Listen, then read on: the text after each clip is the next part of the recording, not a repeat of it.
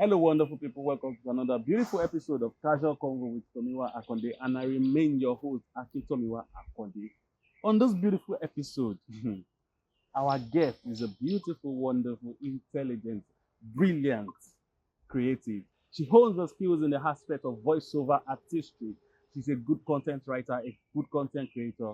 She is a good event host, a red carpet host, and she's also the founder of Chrysolite Foundation, an NGO that supports the growth of children, the learning of children, and children reaching their dreams and their goals and aspirations. And she's none other than Miss Esther Mbabie.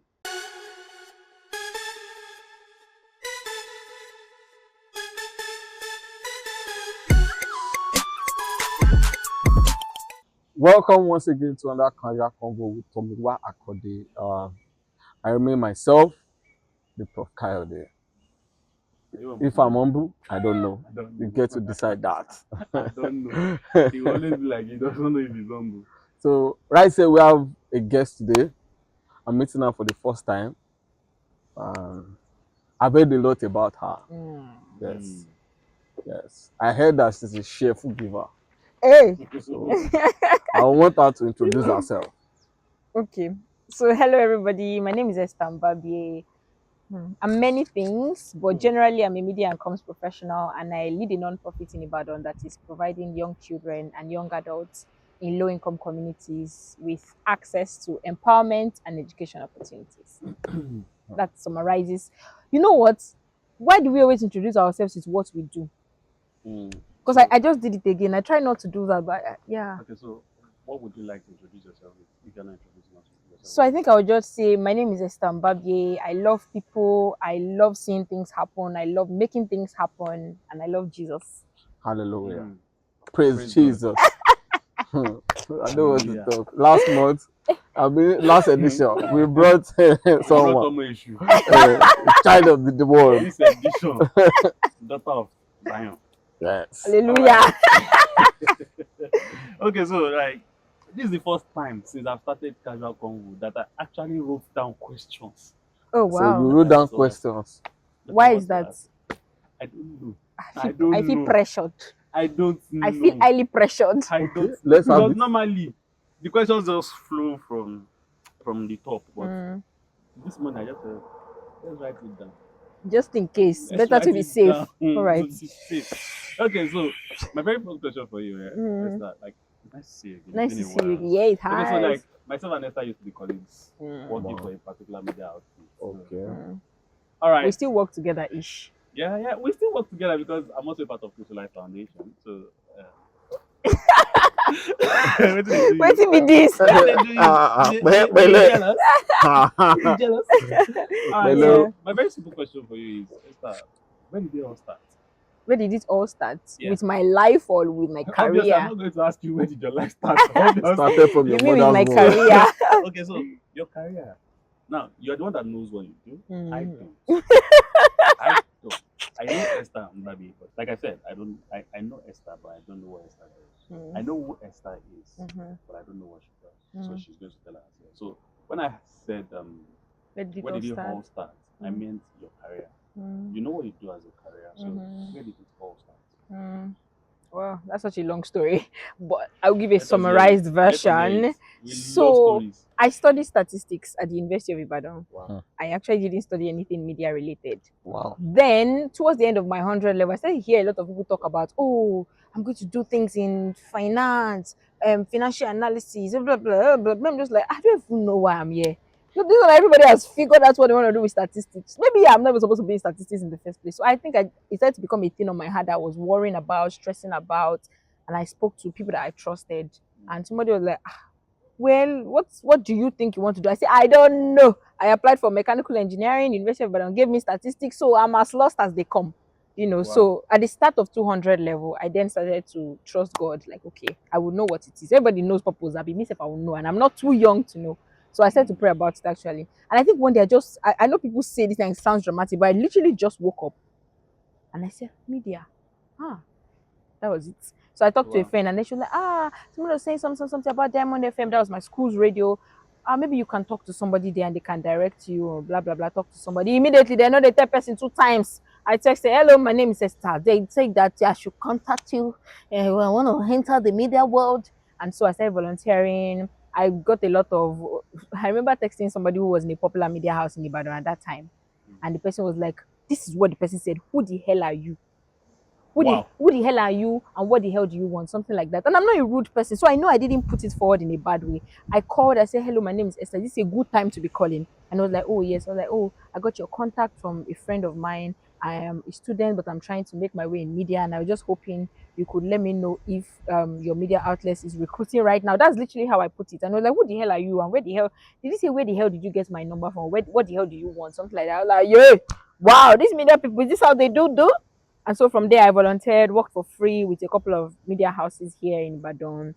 Then when I graduated, before I graduated, that's a whole other testimony on its own. I kept saying that I was going to get my first offer letter because I had seen Shege, and I was not willing to graduate and then start hustling again because I had already spent 4 years in uni hustling. Yeah. I would travel to Lagos to work for free. When this human rights activist died, can't seem to remember his name.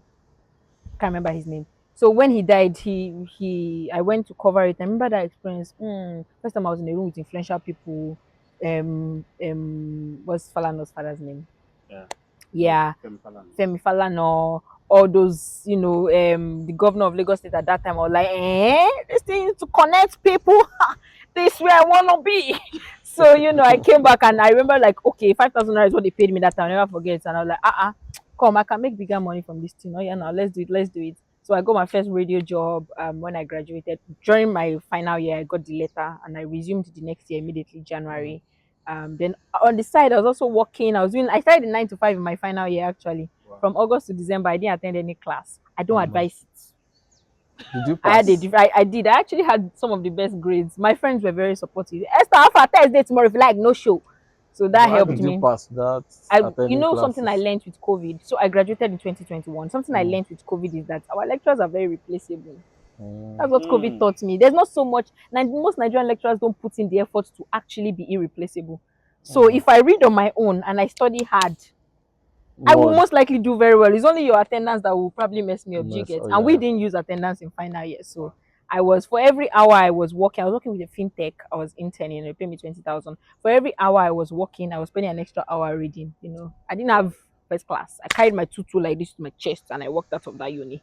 So then, but now I no longer do a lot of broadcast anymore, mostly digital, trying to help organizations position themselves rightly with content writing, visual storytelling, and the likes. Wow. So yeah, there's crystallized, but yeah, this is like for my general career. Thank you. Okay, so this is So where is statistics this in all of these things? I did not hear anything about statistics. Statistics ended with my paper.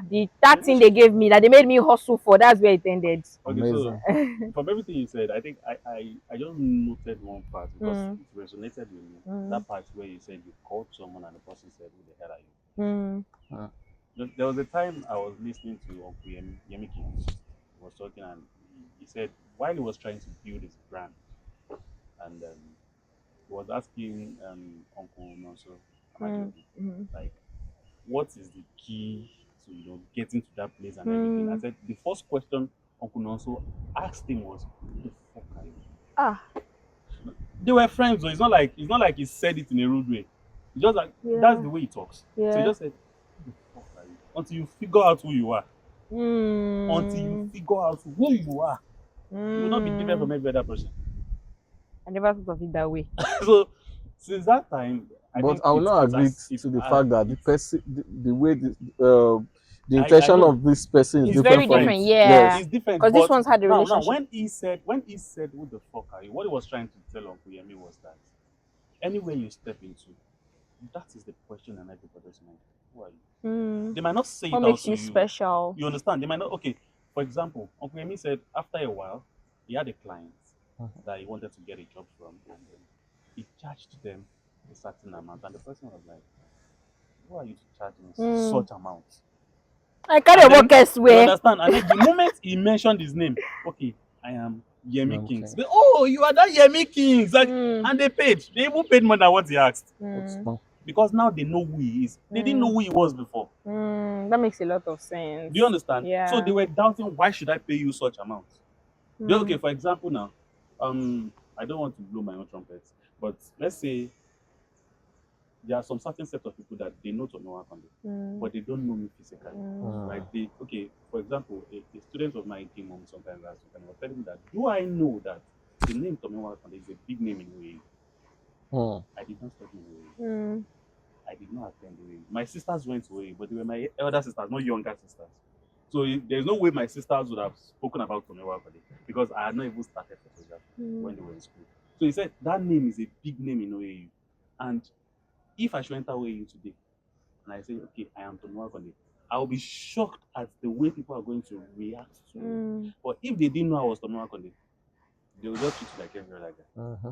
Sure, you understand? Yeah. So I've come to realize that in everything we do, we have to have an identity. And if you don't have an identity, people will push it. Yeah. So that was why I Very said key. that particular part of what you said resonated with me. Yeah. Because I've had different people say different things, and it all boils down to identity. Who are you? Yeah. She People understand. always want to know who you are. Just like, for example, now she says she saw you, but I'm very sure she knows Prof. Coyote. I know the name, but it was Did until you that time see? I texted you for Chrysolite Did that you I was see? not like, oh. Did you see? So that's I put 1 and 2 together after I texted So you and he the told me the identity is name. very important. Yeah. Okay, so when you were giving us your summary, you said Chrysolite is ideal. So I'm going to Chrysolite. Yes. What is the motivation behind this? So this is one thing I try to push for. I do a lot of like talking with young people, with people in uni. It's not like I'm big, Yeah, they young just call people me. too, please. They call me Talk sometimes to like, us. okay, given the fact that you live one kind of funny life in uni, come and talk to undergraduates. And one thing I say very often is there's so much, number one, purpose that you can find when you're in uni. Number two, there's so much work you can do. But you have to be intentional about doing it with excellence, because any excellence you don't start building now, you are not suddenly going to become an excellent person down the line. So with Chrysolite, I used to do this thing with kids in orphanage homes when I was in school. I would just like buy things and go and have my birthday. It was only me I would go. So one year I had a very emotional experience when I went. So I started doing it. My dad started doing it. My dad was encouraging me. I was encouraging him. He was not in Ibadan at that time. He was in the north. So he would do it and he would tell me how he went. I would do mine in November. His birthday is October. I would tell him how it goes and all that. So it just became a thing.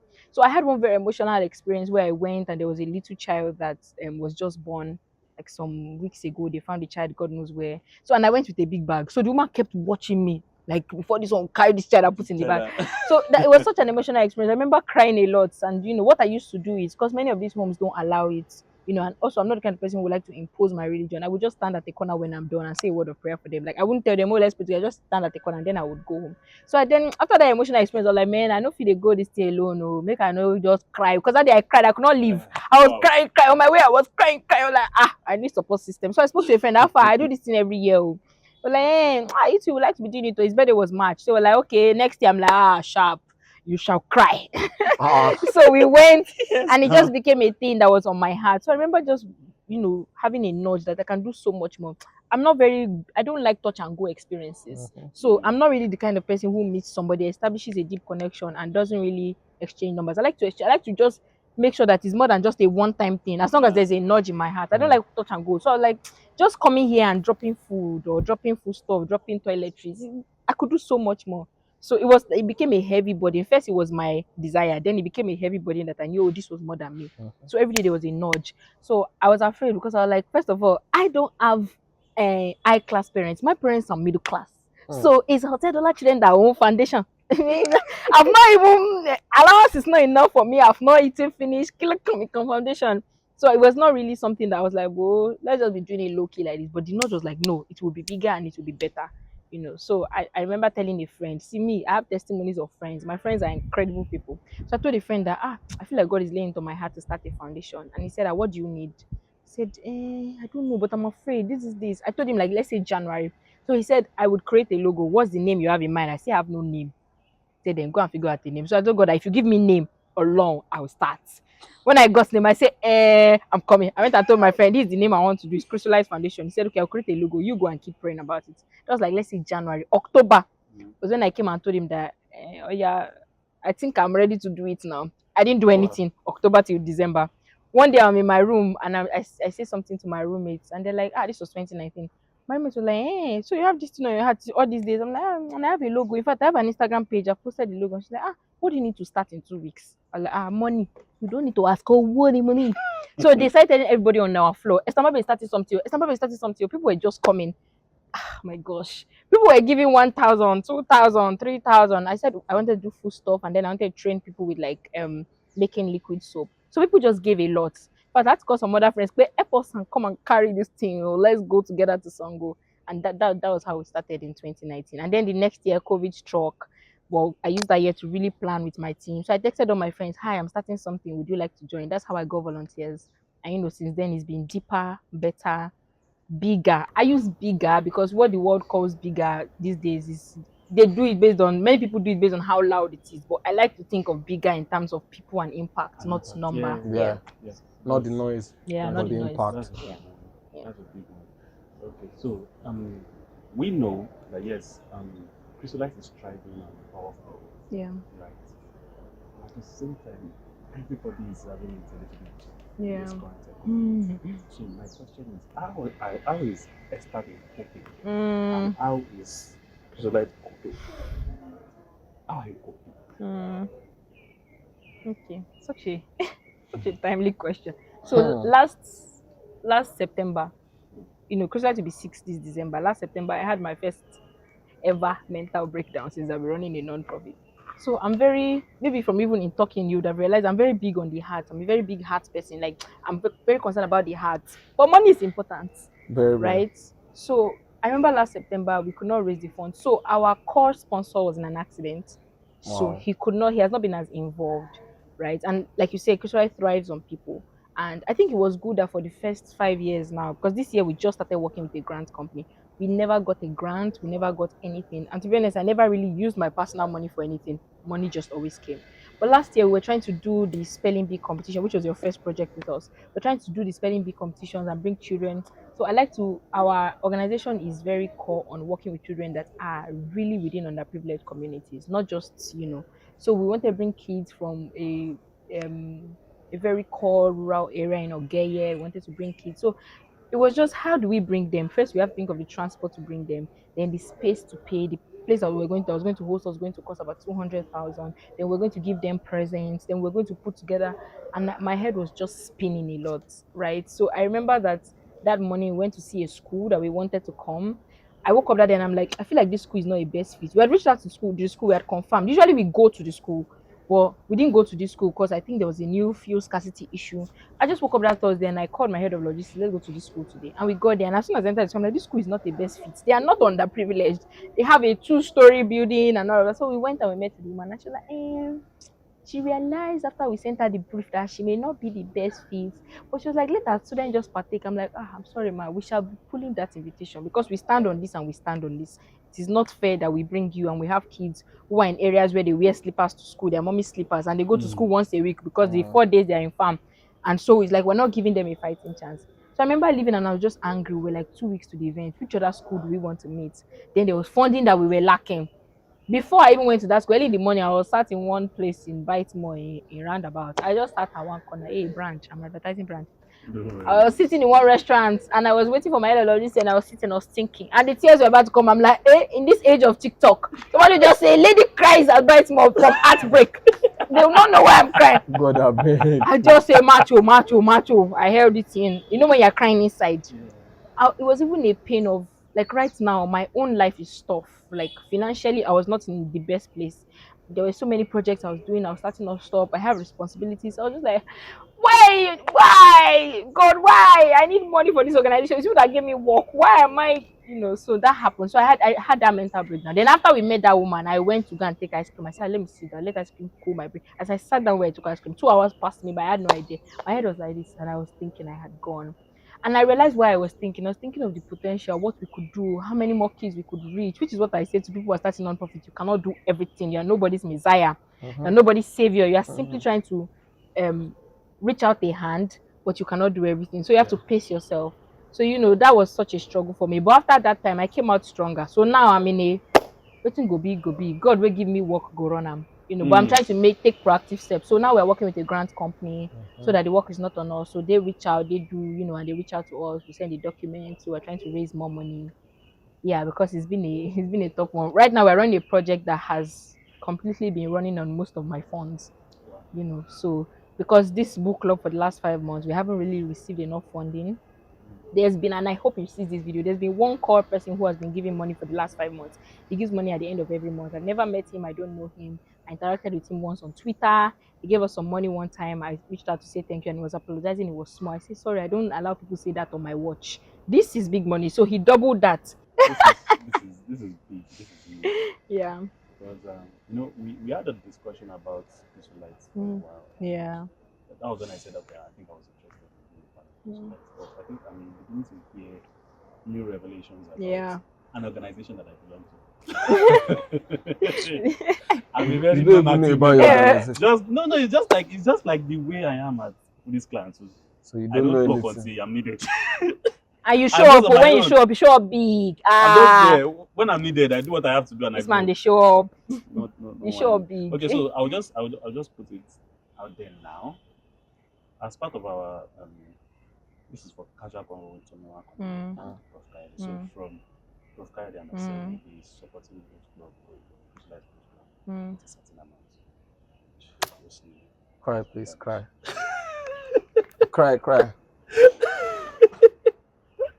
Please up your head now. She really wants to cry. Don't allow Esther to cry. She will cry. She's an emotional person. So do that video. She will cry. TikTok. She will cry. So we have our finale this June. So I'll reach out. We want to do like a food thing for the kids. So we give them themes for the book club so that it's exciting. So we have different groups. We have jollof writers, we have suya storytellers, we have akara authors. So we want to make those foods in front of their name available. So we are working on what it will look like to have small portion of rice, small portion of akara. Then we have zobo narrator, small portion of zobo, small portion of, to wrap up on the 21st. 21st is our last book club. For 5 months they've been working at it. So 21st of this month. Yes. Oh, okay. Oh, that's a big one. This is the first time I'm having a very serious conversation. So people say that to me a lot. That I always do things too seriously. I'm so sorry. I'm trying to lighten up the mood. I feel like my life is intense in general, but my life is also exciting. I guess it's just not easy to communicate the excitement of my life because the things that excite me are very. Esther, I've seen you excited. We've worked together. I've seen you. You're fun to be with. You're not always serious. That's the thing. It's just the conversation we are having. Yeah. You understand? This man is disagreeing. Why did they do Because he's meeting you for the first time now. So okay. So you're like, where do we go from here? The question, no, I know where to go. The question I want to ask is not related to Kaya. I know the answer. I know the answer, but they don't know the answer. So yes, sir. I have a feeling the question you want to ask me. This man. Esther. Yes, sir. Are you in a relationship? Oh my good God.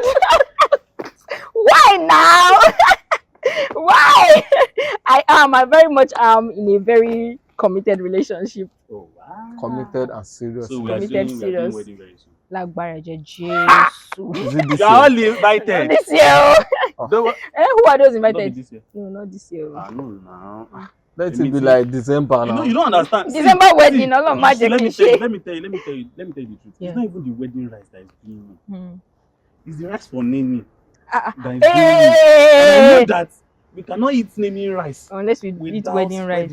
So if you just do the wedding around December or November, you do naming. You know. If my baby should see this video, you'll be saying people should reject that thing you are saying. What please, are you saying? Please, you are coming to post for us. We wait small. Wait small. See, this was what I did for my fashion designer. Yeah. He got married to my cousin. So yeah, he got married to my cousin. Free clothes for you. Because I'm his friend, I was part of his agbada men. But we made a bet. I told him when he's prostrating, I will move the hand to what he said like this. Because you are taking my own sister. He said, I cannot do it. We danced together. We entered together. We prostrated for the others together. When it was his time to prostrate alone, I went to sit down with the others. So if you are seeing this, you know what I can do. I'm just Bababolo. Don't worry, I'm waiting for you. I can't believe you put me on the spot like that. I never expected it. Okay, so Esther, You're the first child. Yes, I am. Ha! First children and responsibility. Mm. Huh. It is well. I'm not the What first. the I last cannot born? relate. What the last? I'm the last. Last First children know. and first. Are you also the last? He's the first. First, it's the last He's the born. first. That's why he's always trying to do anyhow. And But he did not know anything. Responsibility. What? Although some last ones have come on, paro. Oh, this one. I'm the last born and the only guy. Yes. So more like I'm the first. Yeah, so So that one is More like the Bro, first song. Chill. chill. Chill. Arole Pele. Duh. God, yes, I I'm beg. rolling now. Okay, so Esther, Hmm. I have another question for you. I don't want to dig deep into your relationship. Please leave my relationship alone. My relationship is It's beautiful. like you don't know me. We are committed. I know you are committed. If I I was, am- So why are you dig scared deep about I'm dating- digging deep? Because What's the we are question? private people. No, I'm not going to ask about it. Okay, so my next This question man, for you. this man, That's I just what met he me likes. today. That's what he likes. Now you are That's what talking. he likes. He's been quiet since, so That's what he likes. You see, when he God, hears I about it, he's also a Pamolomo to one last week. You know? So basically, Esther, Yeah. since you've been doing all of this, right, Mm. which day has been your most memorable moment? Like, which day stood out for you? What Mm. event or what moment stood out for you in all of this that you have done and you have achieved over the years? What really stood out? Well, you make me feel like I want big things that you have done and you You have are a big achieved. person. Esther, you are a big person. Mm. Remember I what I take told it. you the last time? I remember when I saw it, I was like this, man. Okay, amen, amen. So, I you are will a take big it as a person. prayer. Man, every day is memorable. So it's definitely my work with Chrysolites. It's my work with Chrysolites. So we do this project every year. It's called Ray of Hope. We teach kids how to make. Oh, I should have won our product today. We teach kids how to make knitted earrings, how to make adire wares, and all of that. Hand skills, because many children who live in low-income communities, they love to do things with their hands. So for 6 weeks, we teach them. They will do an exhibition the last week.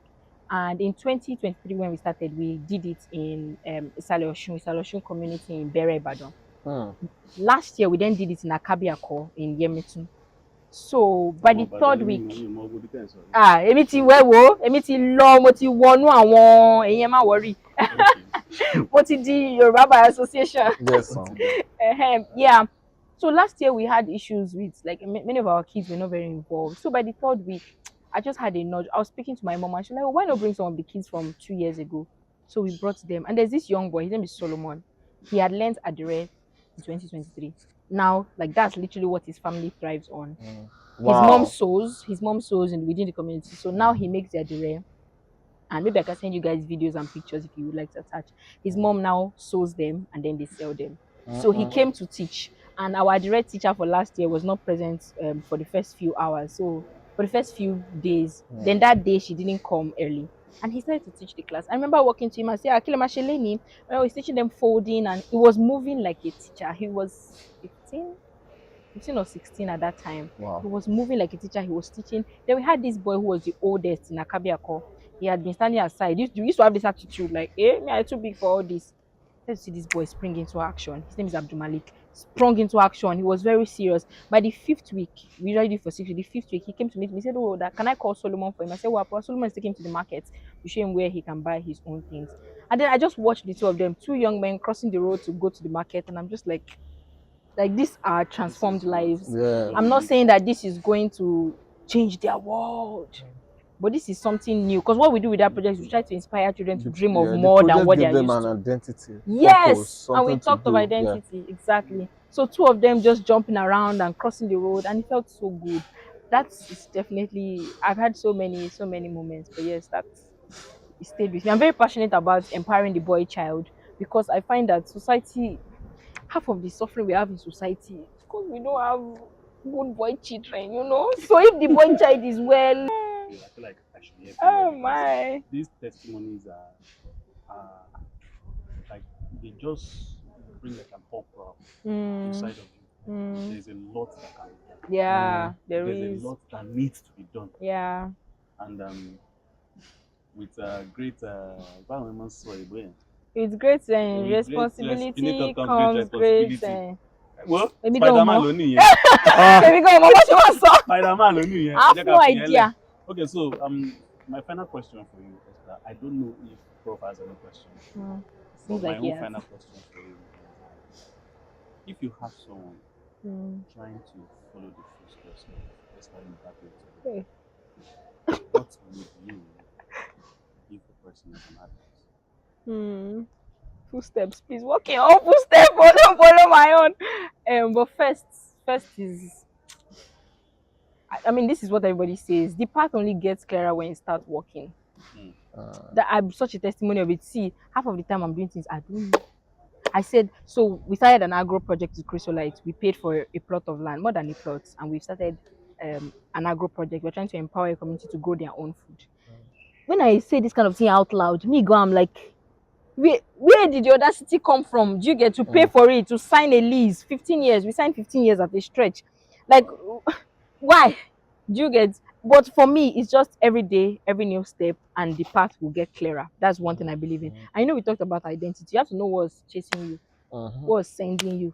Be like this. My hope is in Jesus. If I wake up one day and I have a thought on my mind, I have a podcast, I have an idea, I don't implement immediately. I first go and pray. How will it go? How won't it go? I'm not praying for God to give me a confirmation that that's what He wants, because I believe that there's a spirit in man. So the fact that there's this inspiration, it means that this is already from God. You get? I know that, and I'm convicted. I just go and pray for direction. How should I do? Then I take a step. Whether I'm afraid, whether I don't know, whether I have an idea. My parents like to say that I take too many risks for my own good. Like I'm actually a risk taker, but it seems like I'm a risk taker. But inside, I'm quite a fearful person. Anxiety will want to hold me, but just keep walking and the path will get clearer, and anything you're doing, please put your heart at the center of it. I know too many people who lead non-profits. I mean, a conversation with somebody who leads a non-profit, half of the talk is just so like, how much money do you not even get to keep in your own account? I'm just like, amazing. I mean, conversations, and that's what is happening. Where's your heart? Is lost. I know money is key, money is important, but if there's anybody that can delulu you, convince you to enter that delulu, that money is not everything, is me. I can tell you. That's where the person's heart is. I guess. The account. I can tell you that money is not me. I can't tell you. They say money does not buy money. Money is not everything. You may not have everything, but I mean, if your heart is right, yeah. I don't believe in the universe. I don't want to say the universe is kind to. God is kind to those who put their hearts where they should put their hearts and who trust in Him. So, wow, you go there, right? Powerful one from Pastor Miss. No! Evangelist. No! Evangelist Esther. See, if you are checking Esther's status, if she's not posting about church, see, come on. She's posting about Chrysolite. Or a friend is doing birthday. Past that period. Or wedding or love, because I love love. You know past those things. Oh my sleep God. For your status in case you don't know. Oh wow. In case you don't know. God, I beg. I sleep for your status. So I know what I see every day. I know what I digest, because I'm very big on what I digest on social media. That's why a lot of people will be like, even my wife will be like, have you seen this particular news? I'm not going on Instagram today. I'm guiding, please, mom, guide. I will guide me. What I consume is, see, like I accident question and they come back. Have you seen it? I don't see such things. Oh, God. My eye cannot be on evil. Just like when I was traveling to Lagos, like 2 Sundays ago, the driver would just say, hey, bon, ibẹ̀ I said, "Come share come on." Just got to a stage. Keep it yourself, sir. Baba. Sure, you can do anything. Drive below. Anything tẹ́ bá ti rí, ẹ̀yin tẹ́ bá ti délé àti ìyàwó yín, analyze it. Gbé wa lọ síbi tá a lọ ẹjọ́. Well, you can't make me the day one vision. I think I sat under the preaching of a youth pastor in my parent church, and he said you have to guide your heart towards what you consume. Let it consume. Because the truth is, what we consume, whether we like it or not, also becomes our reality. It's not just about what we think. Yeah. It's not just about what we think. Also what we consume. Also because there's no way things you see, things you hear, it will enter your subconscious. It will recycle. Your subconscious becomes what you see and imagine, what you dream about, and then out of the abundance of the heart, the mouth speaks. You begin to take steps in that line. Yeah. So you also have to guide yourself on what you consume, and I think God is just going to help everyone of us. Yeah. Prof K, thank you very much for doing this. Prof K, do you have any question for me? I don't have. If I have any question for you, we won't be ending now, because I like to go deeper. He will drill you. But let me just leave you for maybe another episode after your marriage. So we'll still call you again. Yes. I look forward to it. Yes, Kelebe. And I'll make sure that you are like this before you come. We You must see get you the like picture. this. That means you will not see me for a while. Oh, Esther. Uh. Why daily? And you me, I will be hiding my husband's house. Why daily? I can't believe we put my relationship out there. I'm doing private. I'm on a mission. you're a mission. So I'm guiding. you are guiding. You know, So your children in church should not know that.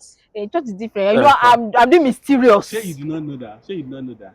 Because you are doing mysterious, they do not know that there's someone there already. They know. Be looking like, That's they sent you. their business. It don't matter no more. They do not know that artists already off the market. They not come since. Too bad for them. Too bad for I will them. not talk.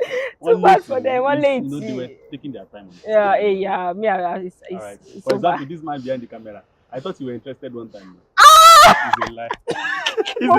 And you know why I said I was saying Allah, why are you doing that to him? Poor guy. The way he's looking at it, sharp parent got a all right, thank you very much for doing this with us, Esther. Thank you for having me. Our invitation. Thank you for having me. I think I've never seen someone being so excited to be on Pleasure Convo the way you were. I'm always excited most of our to guests have always been work with you. excited to be on the show with us because yes, everybody has one or two things to say, and everybody has a reason for saying yes to an invitation. So, but the way you did it, the energy, I was like, Shane, I want to do this. I had to ask her.